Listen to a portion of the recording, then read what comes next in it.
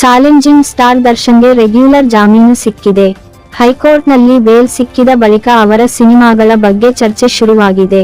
ಕಳೆದ 7 ತಿಂಗಳುಗಳಿಂದ ನಿರ್ಮಾಪಕರು ದರ್ಶನ್ಗೆ ಅಡ್ವಾನ್ಸ್ ಕೊಟ್ಟು ಕಂಗಾಲಾಗಿದ್ದರು ಅನ್ನೋ ಮಾತು ಕೇಳಿ ಬಂದಿತ್ತು. ರೇಣುಕಾಸ್ವಾಮಿ ಕೇಸ್ನಲ್ಲಿ 1.5-2 ವರ್ಷ ದರ್ಶನ್ ಲಾಕ್ ಆದರೆ ಹೇಗಿರುತ್ತೆ ಅನ್ನೋದು ಆತಂಕ ಕೂಡ ಇತ್ತು.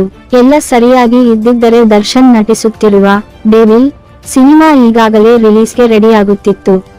ಕಳೆದ ವರ್ಷ ಇದೇ ಸಮಯದಲ್ಲಿ ಕಾಟೇರ ಸಿನಿಮಾ ರಿಲೀಸ್ ಆಗಿತ್ತು. ಅದು ಬಾಕ್ಸಾಫೀಸ್ನಲ್ಲಿ ದಾಖಲೆ ಕಲೆಕ್ಷನ್ ಮಾಡಿತ್ತು. ಅದೇ ಸಮಯಕ್ಕೆ ಡೆವಿಲ್ ಸಿನಿಮಾವನ್ನು ರಿಲೀಸ್ ಮಾಡುವ ಆಲೋಚನೆ ಇತ್ತು. ಅಷ್ಟರಲ್ಲೇ ರೇಣುಕಾಸ್ವಾಮಿ ಹತ್ಯೆ ಹಿನ್ನೆಲೆಯಲ್ಲಿ ದರ್ಶನ್ ಜೈಲು ಸೇರುವಂತಾಗಿತ್ತು. ಸುಮಾರು 6.5-7 ತಿಂಗಳು ಜಾಮೀನಿಗಾಗಿ ಹೋರಾಟ ಮಾಡಿದ ಬಳಿಕ ದರ್ಶನ್ಗೆ ರೆಗ್ಯುಲರ್ ಬೇಲ್ ಸಿಕ್ಕಿದೆ. ಈ ಹಿನ್ನೆಲೆಯಲ್ಲಿ ದರ್ಶನ್ ಶೀಘ್ರದಲ್ಲಿಯೇ ಕೈಗೆತ್ತಿಕೊಳ್ಳಬಹುದಾದ ಸಿನಿಮಾಗಳ್ಯಾವುವು ಅನ್ನುವ ಬಗ್ಗೆ ಚರ್ಚೆ ಶುರುವಾಗಿದೆ. ದರ್ಶನ್ ಜೈಲು ಸೇರುವುದಕ್ಕೂ ಮುನ್ನ 14 ಸಿನಿಮಾಗಳಿಗೆ ಗ್ರೀನ್ ಸಿಗ್ನಲ್ ಕೊಟ್ಟಿದ್ದು, ಶೀಘ್ರವಾಗಿ ಒಂದೊಂದೇ ಕಥೆಗಳನ್ನು ಕೈಗೆತ್ತಿಕೊಳ್ಳಲಿದ್ದಾರೆ ಅಂತ ವರದಿಗಳಾಗಿವೆ. ದರ್ಶನ್ ಬೆನ್ನು ನೋವಿನ ಹಿನ್ನೆಲೆಯಲ್ಲಿ ಜಾಮೀನು ಪಡೆದ ಹೊರಬಂದಿದ್ದರು. ವೈದ್ಯರು ಶಸ್ತ್ರಚಿಕಿತ್ಸೆಗೆ ಸೂಚಿಸಿದ್ದಾರೆ ಎನ್ನಲಾಗಿತ್ತು. ಇನ್ನೂ ದರ್ಶನ್ಗೆ ಶಸ್ತ್ರಚಿಕಿತ್ಸೆ ನಡೆದಿಲ್ಲ. ಈ ವೇಳೆನೇ ರೆಗ್ಯುಲರ್ ಜಾಮೀನು ಸಿಕ್ಕಿದ್ದರಿಂದ ದರ್ಶನ್ ಸರ್ಜರಿಗೆ ಒಳಗಾಗುತ್ತಾರೆ ಅನ್ನುವ ಬಗ್ಗೆ ಕೆಲವರು ಅನುಮಾನ ವ್ಯಕ್ತಪಡಿಸಿದ್ದಾರೆ. ಸದ್ಯ ಫಿಜಿಯೋಥೆರಪಿ ನಡೆಯುತ್ತಿದೆ ಎನ್ನಲಾಗಿದೆ. ಇನ್ನು ಕೆಲವೇ ದಿನಗಳಲ್ಲಿ ಮಿಲನ ಪ್ರಕಾಶ್ ನಿರ್ದೇಶಿಸುತ್ತಿರುವ ಡೆವಿಲ್ ಸಿನಿಮಾದಲ್ಲಿ ದರ್ಶನ್ ಭಾಗಿಯಾಗಲಿದ್ದಾರೆ ಅನ್ನೋ ಮಾತುಗಳು ಕೇಳಿ ಬರುತ್ತಿವೆ. ಇನ್ನೊಂದು ಕಡೆ ತರುಣ್ ಸುಧೀರ್ ನಿರ್ದೇಶಿಸಲಿರುವ ದರ್ಶನ್ 59ನೇ ಸಿನಿಮಾ ಸಿಂಧೂರ ಲಕ್ಷ್ಮಣ ದ ಕೆಲಸ ಕೂಡ ಫುಲ್ ಸ್ವಿಂಗ್ ನಲ್ಲಿ ನಡೆಯುತ್ತಿದೆ ಎನ್ನಲಾಗಿದೆ.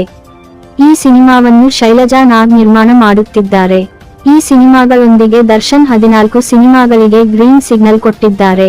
ಪ್ರತಿಯೊಂದು ಸಿನಿಮಾದಿಂದ 2-3 ಕೋಟಿ ಸಂಭಾವನೆ ಪಡೆದಿದ್ದಾರೆ ಎಂದು ಆರ್ ಕನ್ನಡ ವರದಿ ಮಾಡಿದೆ. ಈ ವರದಿಯಲ್ಲಿ ದರ್ಶನ್ ಗ್ರೀನ್ ಸಿಗ್ನಲ್ ಕೊಟ್ಟಿರುವ ಕೆಲವ ಸಿನಿಮಾಗಳ ಪಟ್ಟಿಯನ್ನು ಮಾಡಲಾಗಿದೆ. ರೇಣುಕಾಸ್ವಾಮಿ ಹತ್ಯೆ ಕೇಸ್ನಲ್ಲಿ ಆರೋಪಿಯಾಗಿ ಜೈಲು ಸೇರುವುದಕ್ಕೂ ಮುನ್ನ ನಿರ್ಮಾಪಕ ಸೂರಪ್ಪ ಬಾಬುಗೆ ದರ್ಶನ್ ಗ್ರೀನ್ ಸಿಗ್ನಲ್ ಕೊಟ್ಟಿದ್ದರು. ಜಗ್ಗುದಾದ ನಿರ್ದೇಶಕ ರಾಘವೇಂದ್ರ ಹೆಗ್ಡೆ, ತಮಿಳು ನಿರ್ಮಾಪಕ ರಮೇಶ್ ಎಂಬುವವರಿಗೂ ಕಾಲ್ ಶೀಟ್ ಕೊಟ್ಟಿದ್ದರು ಎಂದು ಹೇಳಲಾಗಿದೆ. ಇನ್ನು KVN ಪ್ರೊಡಕ್ಷನ್ ಜೊತೆನೂ ದರ್ಶನ್ ಒಂದು ಸಿನಿಮಾಗೆ ಗ್ರೀನ್ ಸಿಗ್ನಲ್ ಕೊಟ್ಟಿದ್ದರು. ಜೋಗಿ ಪ್ರೇಮ ಸಿನಿಮಾವನ್ನು ನಿರ್ದೇಶನ ಮಾಡಬೇಕಿತ್ತು. ಈ ಸಿನಿಮಾ ಅಧಿಕೃತವಾಗಿಯೇ ಘೋಷಣೆ ಆಗಿತ್ತು. ಇದರೊಂದಿಗೆ ಹೊಸ ಕೇಳಿ ಬರುತ್ತಿರುವ ಸುದ್ದಿ ಎಂದರೆ ಜಮೀರ್ ಅಹಮ್ಮದ್ ಖಾನ್ ಪುತ್ರ ಜೈದ್ ಖಾನ್ ಜೊತೆನೂ ಒಂದು ಸಿನಿಮಾಗೆ ಒಪ್ಪಿಗೆ ನೀಡಿದ್ದರು ಎಂದು ವರದಿಯಾಗಿದೆ. ಹಾಗೆ ತೆಲುಗು ನಿರ್ಮಾಪಕ ಪ್ರಸಾದ್ ಬಾಬು ಎಂಬುವವರಿಗೂ ಕಾಲ್ ಶೀಟ್ ಕೊಟ್ಟಿದ್ದಾರೆ ಎನ್ನಲಾಗಿದೆ.